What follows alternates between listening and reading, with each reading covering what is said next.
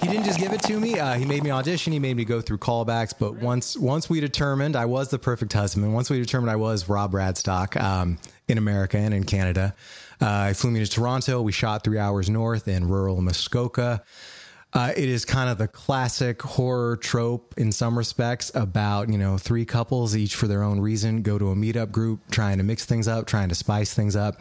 They meet a peculiarly single gentleman named Charles F. Benjamin at a couples meetup who invites them out to his summer cottage. And then as the description goes, it's just all downhill from there. I play the idiot. I play the fool that just progressively leads everyone deeper and deeper into danger, which you need in a horror movie. Correct.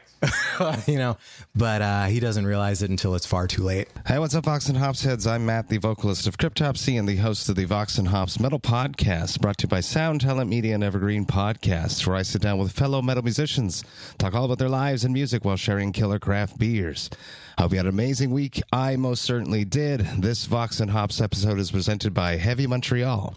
Heavy Montreal are Montreal's premier metal promoter. They put on a bunch of amazing shows all year long here in Montreal. And if you are ever in Montreal and you would like to go see a great show, well, I can guarantee you that Heavy Montreal will have you covered. I'm beyond stoked to have Heavy Montreal behind the Vox and Hops Metal Podcast. Now, before we jump into today's episode, I'd just like to tell you that I'm on tour, people. That's right. The Necromantium Part 2 tour is happening right now in the United States and Canada. That's right. The Necromantium Part 2 tour is simply incredible. I am out on tour with Carnifex, with my band Cryptopsy, of course, Mental Cruelty, Organectomy, and Heavy Hitter. This tour kicked off on October 4th and is running all the way until November 3rd. So you should most definitely come and see me and hang out with me. You can grab your tickets by going to voxandhops.com/Carnifex. Come and hang out with me. It's just an incredible lineup. You got everything from OG deathcore to new hardcore to orchestrated blackened deathcore to brutal slam, and then you got Cryptopsy, the OG tech death monsters, and plus I'm there, so come and hang out with me. Grab your tickets and come hang out with me on the Necromantium Part 2 tour. Now, today on the podcast, I'm very stoked to be back with Adam Zuniga of the Six Most Metal Breweries, A View from the Edge, and No Life to Lager. Get ready, everyone. This is Vox and Hops, episode number 472. I warn you, what you are about to hear is very disturbing indeed. Hey, what's up, everyone? Very stoked to be back with Adam, the Six Most Metal Breweries, No Life to Lager, A View from the Edge. Yes, View from the Edge, an independent horror feature just shot in Canada. Matt, it's an honor to be back on Vox and Hops. Thank you for having me. Here we are. Yeah, you hit me up. You're like, I'm doing this. We're launching this Indiegogo for this independent movie. We should have another chat. Yeah. And I was like, dude, I'm coming. I'm coming overdue. To California. Let's do this face to face. So here we are. We are at Ghost Town Brewing. Yeah. Which makes me very happy. And shout out to the whole crew here taking such good care of us. Shout out to Nick specifically for welcoming us here, setting us up here in the lab. We can see how nice and clean it is. It's a great brewery. I'm crushing one of their hazes. I wish I remember the name. I should have remembered the name. You're drinking Geister Faust, their house Pilsner, there you hovering go. Right around 5%. Clean, classic. It's gorgeous, too. Basically all I want to drink these days. Gorgeous, Beauty in the glass, man. So a lot has happened since last time we hung out. Last time we hung out was you were hunting for funding for Six Most Metal Breweries. Yeah. Then after that, you launched No Life to Lager. Yeah. You're a busy man. So take me to your craft beer palate evolution. You're a Cicerone. It's all I feel true. like that's new since the last time you were on too. You got your Cicerone. So when we last spoke, thick of the pandemic, right? Yeah. And by the way, Matt, I feel like I should be interviewing you. You were on tour in the here and now. I'm glad it's going well. The shows look fucking killer. I've listened to As Gomorrah Burns the whole way here, my friends. Well, just brutal. We're working on new stuff right now, actually. So. Yeah. So I advanced Cicerone last time we spoke. I'm studying for the master exam right now, basically the bar exam for beer. It happens this fall. Hell yes. Still hustling for the Six Most Metal Breweries. That is our dream. We used to pitch it as like a travel series, an ongoing lifestyle show. The truth is we just want to make a 6-part let's call it the most face-melting 6 episodes ever produced for television, man. Like, that's really what we want to do. People want to see this. There's so many metal breweries, and there's more and more all the time. Yeah. I was at 3 Floyd's 3 weeks ago. Nice. And we were just talking about how many more of them there are now than back in the day. So you could do more than 6 episodes. It's just the funding has to be there. Yeah, it's interesting. Like, it originally just kind of appeared to me as 666, a custom 6-pack. 6 is my lucky number. That's just how it appeared. I don't know. It's the same thing as, like, I don't know how your lyrics come to you, man, but it's better not to ask why. It's just, this is what it is. You're right that it can be limiting. And also, like, beer and metal, like, big as it seems to us, because we live it, it is... Albert from Decibel has always told me, like, it is niche within niche. That's why we went on to develop No Life Till Lager, a bit broader. Instead of just focusing on metal breweries, it's a focus on new American lager breweries, which you've probably also seen popping up, definitely around the U.S. Many. Yeah. Canada it's as well. It's coming up. Shout out to Melon near my house. Light crushers. That's all they make. No big monster beers. Just crushable lagers, most of them. For as long as we've been doing this, is good for survival in this business, in this industry. It's necessary. We need to pace ourselves. Yes. Moderation is key. What kills me though about these lager things there is I just toured Europe. And I love how over here they like install their Lukers, and then they go and they like go take their classes to pour the Luker properly. Yeah. And then you go to Czech Republic, and it's this like 15-year-old kid behind the bar that's just pouring way better than anyone else. Right. It's there every day there, right? Whereas here, it's still a little bit of luxury, still a little bit of a novelty. There's a performance element for sure. There's a legitimate love for lager beer, for craft beer, for metal beer. It's so clean. Yeah. No Life Till Lager. It's kind of a turn toward lager beer at large, toward music at large, culture around it, pairing with food, all those kind of things that might help kind of take one of these ideas, like in some way, shape, or form, to hit the road. I love the pairing with fancy food. I was just at Surly too. I'm just name dropping all the places I've been on this tour. I mean, I've been following you every step of the way, man. So Surly, shout out to Josh at Surly. He's super cool. Totally. The upstairs is like this pizza parlor, but Josh was telling me that it used to be a fine dining experience, that they would pair beers with your plates. I wish more places did that. It takes an effort, like it takes thought, and it takes work. And I've seen, like, I remember Tourist in Greenpoint in New York City used to have like a little back restaurant where you could have like the Cicerone act as the sommelier, pairing the beer with food through a multi-course meal. Sometimes it gets too complicated. Sometimes it gets too pretentious, but sometimes it is necessary. And again, whatever elevates beer, whether it's your podcast, whether it's fine dining, I mean, that's the mission. That is the goal. Drink better beer, people. Drink better beer. What would be like a purpose for you? People have asked me, Matt, why don't you get a Cicerone? Because I don't work in the industry. I just do it for pleasure. What is like the benefits for you getting the Cicerone and then getting your master's in the fall? Where is that going to bring you professionally? It's an excellent question, right? So I mean, that's a good question for the Cicerone program itself. Is it just like a brag thing? I mean, I hope not. But like when I was new to beer in New York, I had my certified beer server. I got my certified Cicerone working at Six Point, thanks to Six Point Brewery in Brooklyn. And I was so new and so young that like people took me seriously, like based on that. It really helped on that level.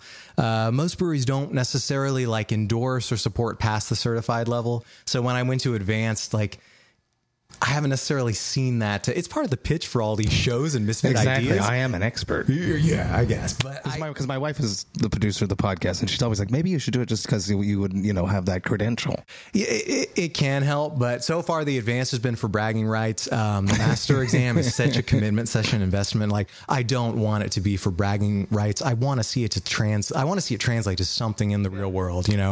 Either be like a job at like a really cool brewery, or exactly like advancing you among breweries, getting that funding for the 6 most metal breweries. Then that becomes part of the pitch, like what Psalm did for wine, tracking like people on the journey to master sommelier, and then kind of what happened to them since. Yeah, that's another option for all of this, for the 6 most metal breweries, for No Life Till Lager. Like, yeah. Do you have like 6 breweries picked. Oh, it's hard. Oh, because KCBC, you basically did the pilot with Tony and everything there. Yeah. So I say, this list has changed so many times, and you almost don't want to say like there are only 6. No, you exactly. Don't want to say who are the 6 so many, most metal. Yeah. No matter what we do, there's 2 breweries I'm committed to working with. It is Kings County Brewers Collective in Brooklyn. It is Wayfinder Beer in Portland, Oregon. I was just there. These are some of my best friends, and this is some of the best beer available in the United States. Correct. They all produce metal beers. They all have metal in their roots. You can argue back and forth whether they're the most metal breweries. It doesn't matter to me just because I love them so much. There's other ones out there like Nightmare, also in New York. It's got to be one of the most. I've never had a beer. Oh, you know what? Someone drank one of those from Alluvio. The singer of Alluvial, when I had him on, he was drinking one of those. They have like a necktie beer, I think. Yeah, they're I think that's Billy. Their brewmaster. I mean, literally has metal in his veins. Okay. Beers are all over the top, but also very high quality. Adroit Theory, their branding also alone like puts them into the most metal category. Poking him. I want him to make None Sober. I think it can happen. I keep poking him. Yeah, I think it can happen. But, I am committed to working with friends. I'm committed to working with people I consider families. And I agree with that the most there, because there's obviously the kings out there, and I've pitched them 1,000 times, and I was just there, but, not everyone always says yes. Yeah. So it's fun to work with people that are reciprocal and more open to working with projects and have a bit more freedom, hypothetically. You don't want to have to chase. You don't want to have to convince. Who would you put out there as the most metal breweries in the U.S. or Canada? Well, definitely... You have to put 3 Floyds on the list as originators, because right? they're the OGs. For sure. True is very high up there for me, and then inspired by True in Montreal is Mutaid, which is just light lagers. They only brew and serve at their facility, and that's it. They don't distribute, or very, very barely distribute. It's very good. Yeah, shout out to Jean-Michel. He's wonderful brewer, super nice. I had my 5th anniversary party there where I interviewed the dude from Voivod. It was awesome. Killer beers. Wayfinder. KCBC's up there. They're more comic booky, but Tony's so goddamn cool that... Yeah. I mean, they're a brewery that can brew everything for everyone, including some of the most metal beers, but they brew metal beers without necessarily being a full-fledged metal brewery. There's Jackknife in Kelowna, BC, super metal. Yeah. Just there's so many amazing. It's cool. It's cool that this little niche thing is becoming bigger and bigger and becoming more and more inspired. Yeah, preaching to the choir. It's like I want other people to see it and recognize it as well. Where we're sitting, like I was talking to Lori from Acid King, and I was like, who do you think the most metal breweries are just in California alone? Like California, I mean, just as a state, it should be obvious, right? Ghost Town, like hands down, number 1. Maybe Black Plague down and around San Diego. Correct. Yeah. It's kind of equal parts metal and punk and skater, But other than that, like Stone, their roots might have been originally metal, but they're just a shadow and a shell of their former selves. They are the new Metallica now, not the old Metallica. That's for damn sure. But I love when brewers like wear their musical influences on their sleeves and are proud. And I've said this a few times on the podcast. The best brewery in Canada right now is Missouri Breastatorium. It's ran by my friends from Ion Dissonance, from Despised Icon, and The Last Felony. I went there for the first time. I was expecting it to be a metal brewery, and it's not. It's super hip, super trendy, and I was a bit disappointed. But they made the right choice because they're killing it. Yeah. So it can be a bit ostracizing to just do the metal. Can be.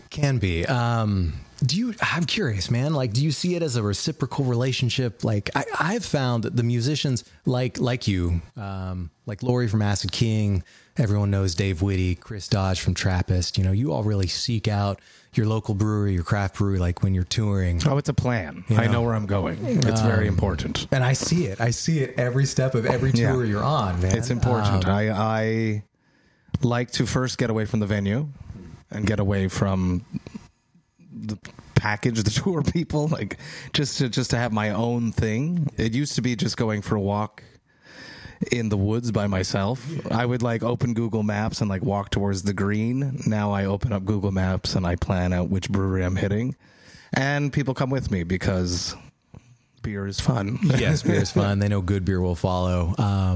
What about all the musicians that just want whatever's free, like in the green room? Like that's been my experience more often than not. They don't care what it is. It's not potentially free because it comes out of your rider, so you are paying for it. But what a fucking trick. That is such bullshit. Like on this tour, though, the guest list was limited, but I have been doing guest lists for beer exchanges. Yeah. And it's insane. It's people are so happy to come out and share amazing beers with me, to the point where some days I get 50 to 100 beers, and then people write me, Matt, what do you think about this beer? And I'm like, I'm on a bus with 25 people and they're all drinking this beer. It's sometimes it's hard to know exactly what is going on. Yeah. And I like to share because it's just too much beer. I can't bring it all home. Well, then I stand corrected. So maybe it's not they just want what's free, but maybe they want what's cheap because it's coming out of their rider. Yeah, they like, some people just like shit beer.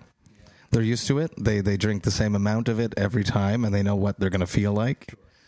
And then sometimes when people fall into the free stuff that I provide, they end up waking up feeling a little bit more under the weather, let's say. So I've got to ask, I see your pre-show ritual wherever you go, which is usually drinking at a craft brewery, drinking at a craft venue. Do you ever perform drunk, tipsy, hungover? I try not to perform hungover. I try to,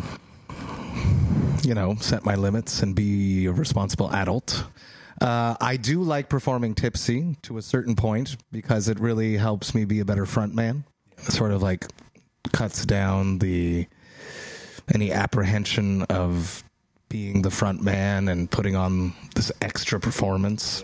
The slippery slide of that is if you're too drunk, Cryptopsy is extremely complicated.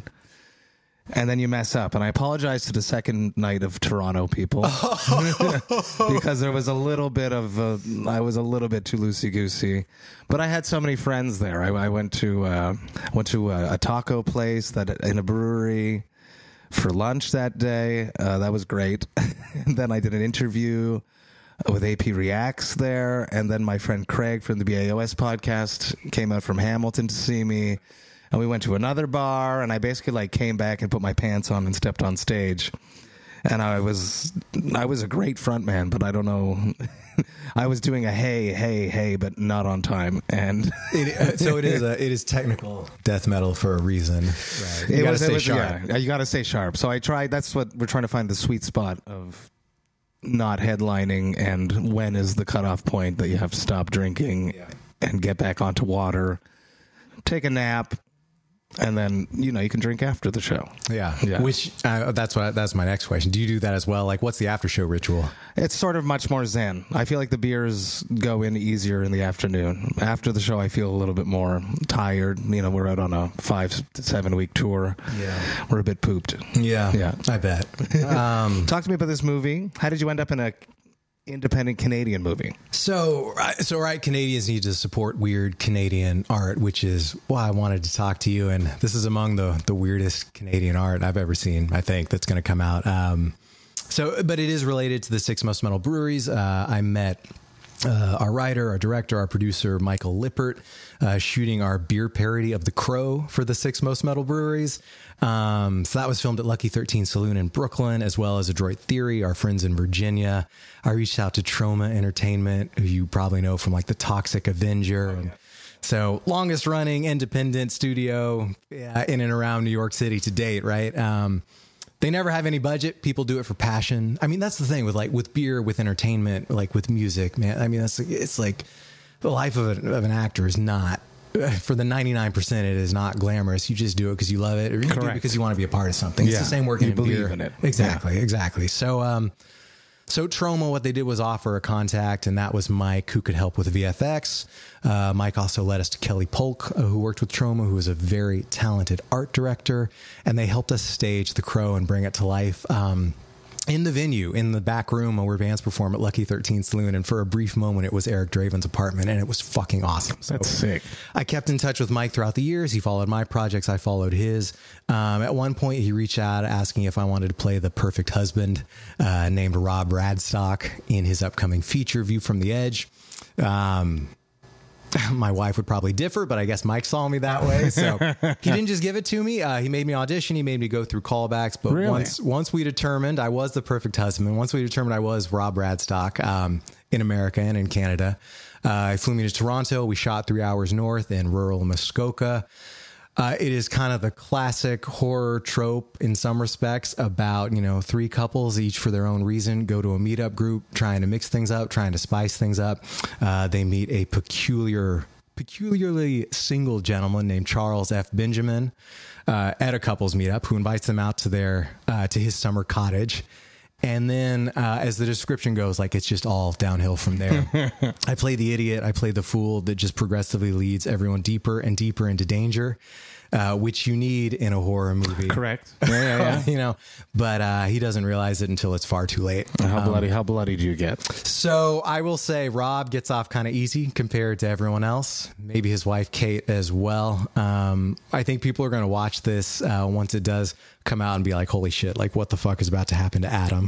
Very good. But you'll have to wait and watch and see. So last plug, we have an Indiegogo campaign running right now. If you search for... I hope it's still running by the time this comes out. Oh, that's true. Yeah. Let's keep it timely. It's running for the month of when we're recording now. So, but you know what? We're already about 40% to goal. Nice. So I think we're going to make it.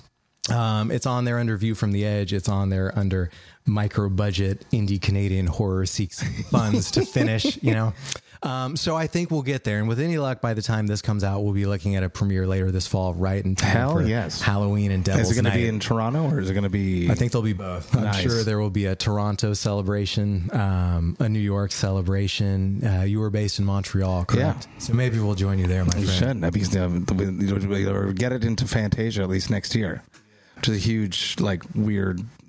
avant-garde horror and anime and all kinds of stuff in Montreal that happens every July. Yeah. I mean, the reality of movie making is this could also just as easily be another year. So maybe this will still be timely and we'll still be seeking the finish line, but one way or another, support independent art, support independent beer, support independent music. If you did help us get this movie made and you're listening to us now, thank you so very much. And Matt, for having me back on Vox&Hops. Of course. Thank you, sir. I'm very happy to have you here. We can still, I have questions I never asked you, I'm sure, my classic questions. I'm sure I've asked you a bunch of them, but I think this is a new one. I like to ask my guests a short-term goal. Obviously, you want to get the funding for this movie, but something else. How do you fight the hops? What are you doing right now? Short-term goal that you hope to accomplish within a month, within 2 months. Let's see. So, okay. When people find out I'm an actor, sometimes I feel like a little bit tricked, maybe the interest in beer, maybe the interest in metal and all the performance and the hosting isn't as sincere.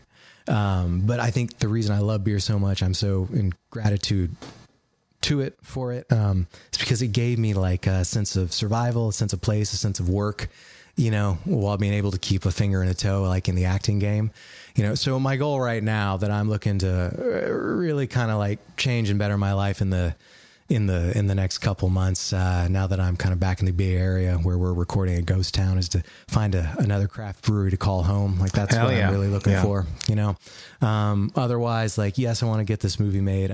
Yes, I want to get my master Cicerone so I don't have to fucking take it again. When you want to work for a brewery, what was your favorite job?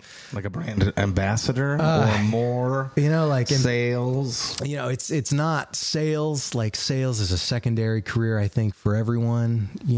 Whether you're selling beer or whether you're slinging fucking whatever, whether you're an agent or a manager, it's all sales, it's not creative enough for me. It doesn't exercise my mind and my brain cells, being on the marketing side, doing live events, being the master of chaos, so long as it doesn't get too chaotic. I mean, you can probably relate to that. It's insane. It's insane center sometimes. Stage, right?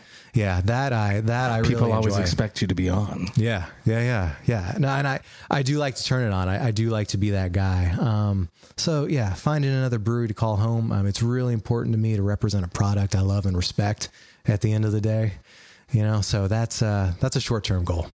Good. Well, I hope that you accomplish it shortly. And there's lots of great breweries around here, and we're sitting in one right now, so you never know. I know it. Yeah. I love it.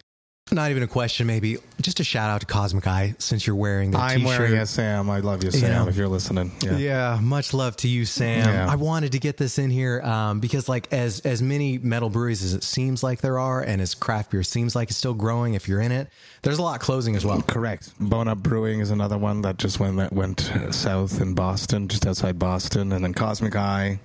Sam is just the best. He had the venue. He had it all. And that Exhumed Morbicon show was like one of the last shows that they hosted there. So yeah. So like on that note and in that vein, I just want to know what keeps you going, because there is no other like long running beer and metal archive at this point. No more longer running than Vox&Hops. Oh, well, thank you. What keeps it going is my sense of drive to get free beer. No. Maybe a little bit. I love the honesty. Maybe a little bit. But no, it's like a huge passion of mine. And when I'm home and I'm not on the road, I have this insane hustle drive for Vox&Hops to do all these projects, to sponsor tours like Devastation on the Nation, and I'm going to make a bunch of beers that I'm hoping to get into all the shows, or at least pre-show, after party. Mad hustle drive. I'm doing it's going to be done by the time this comes out, but I'm doing an IPA contest, Haze Wars in Quebec, with all of the top breweries in Quebec, sponsored by Yakima Chief Hops. They get all their hops for free. Shout out to Luke from Yakima Chief Hops. He's awesome. But when I'm on the road, on the other hand, I'm very, very focused on Cryptopsy, and it's hard for me to find that balance. But coming to a brewery before is such a part of my identity. I love beer. I love metal. I love good beer. And if I can just get away from the venue and sit down in a bar, and just typically Chris comes with me, Ollie will come sometimes, Dom would always come, Ollie's replacement. Just sit there, have a nice beer, have a nice conversation, brainstorm some new ideas and stuff. I love it. But Vox&Hops really runs at home. When I'm on the road, it's a secondary thought. I try to do all my episodes before I leave, because when I'm on the road, it's like a different vibe. This time around, I'm finding myself having to edit on the road, and I have to force myself to sit down with the computer. But it's a passion project. You know, there's no money in podcasting. It's very hard to make money with podcasting unless you have massive numbers. The amount of contacts that I've made, the amount of places that I've walked in, and they're like, "Oh, you're Matt," and I'm like, "Oh yeah, I am. That's cool. Thank you." And they're like, "Come. Let me show you the facilities." And I'm like, okay, great. I love it, you know? And then I'm like, it's another brewery. But yeah. Like that happened at Holy Mountain in September. And then now I'm friends with Jose from Holy Mountain. And now we hang out, you know? I love it. It's these little connections. Vox&Hops brought me so many things. I am somewhat of an introverted person. And the podcast has really just given me the tools to be able to talk to anyone confidently. That takes time. I remember doing interviews the first few years and being like, what the fuck am I saying? And now I handle all the press for Cryptopsy, despite the fact that everyone still wants to talk to Flo, but he doesn't like doing interviews. I'll say it. He doesn't like it. He's good at it, but he just doesn't like it. So I'll do all the interviews. I don't mind at all. I could sit here and talk to anyone forever. And then like all of the like logistical and organizational skills that I've acquired because of the podcast, I'm now applying to the band. And Flo is super happy that he has another, you know, we're all on the same page. We're all helping to move this band forward. And the results are showing, because the band is doing really well in the past 5 years. So the podcast has brought me a lot of stuff. I love it. I'll keep doing it. There's moments where I'm like, I think I want to take a break. I started doing seasons now. I don't call them seasons, but I go 3 months on, take a month off. And that helps me mentally. Like sometimes I remember before I did that, I was sitting down with Guar. I think it was the second time I had them on Zoom. And I was like, in my mind, I was like, I just don't care. And I knew that I had to fix something. The beginning of that sentence is gold. I was sitting down with Guar. I mean, that's all you have to say. And then it's like, you want to hear what comes next. But I was just so done. Like I needed a break. Yeah. So then I started doing seasons, and that helped me a lot. But at the end of every session, I always feel like I need that break. So in August, I have a break coming up, and I'm looking forward to it, honestly. Well deserved. I love the love. I love the hustle. I wanted to get this in here because I do think it's important work you're doing. The 6 most metal breweries is probably finite. No Life Till Lager might have more of a lifespan, but I can't name like a longer running beer and metal archive at this point than Vox&Hops. That obviously comes from a place of love, from a very sincere place. Well, thank you. No, that's true. And I it's been a year now. I think I just don't do publicist stuff. People pitch me stuff daily, and I just don't even respond anymore. And it's not that I don't want to do it. It's just I'd much rather have referrals from people that actually like beer, and we can actually talk about the beer more than, because I kept finding myself drinking a beer by myself. What the other person doesn't drink, and I'm like, okay, well, I'm going to drink. And it's always just that's like when finding out your favorite band is completely sober. That's okay. It's I respect everyone and everything, but the podcast was supposed to be like 2 people sitting down, sharing a beer, having a chat. Yeah. So I've gone back to that. Oh, absolutely, my friend. Well, thank you for your service. Well, thank you. This has been great. We're going to keep hanging out, but not with people listening. Support that movie. Support independent craft things such as art and music and beer. You said it better before, but I agree with what you said. Cheers and hails, Matt. Cheers. Thank you very much. Love it. Hey, thank you all so much for listening right to the end. You know that I love and appreciate that. Man, this was an awesome conversation. What a great day. I love Ghost Town Brewing, and I had so much fun reconnecting with Adam face-to-face for the first time at this amazing brewery. They were just so cool, setting us up in the back so that we could have a more private, quieter conversation. What an awesome experience that was. Massive cheers to Ghost Town Brewing for hooking us up with all of that. And I got to give a quick shout-out to all of Adam's partners, starting with Jeremy Batchelor and Derek Ingberg, as well as the director, Michael Lippert, for the movie that we talked about right here, View from the Edge. You should definitely go and support that. Check it out. It's going to be happening soon, and I'm excited to watch it. I want to see Adam on the big screen. Makes me very excited that he's doing all this stuff. He's such a busy guy, and I appreciate that, and I love the hustle. Massively stoked that I reconnected with Adam. Massive cheers to you, bud. The Vox&Hops Metal Podcast is brought to you by Sound Talent Media and Evergreen Podcasts. I hope that you have a killer rest of the week. I will be back next week with another episode. But until then, remember to enjoy life, metal, and craft beer. Cheers, Vox&Hops heads.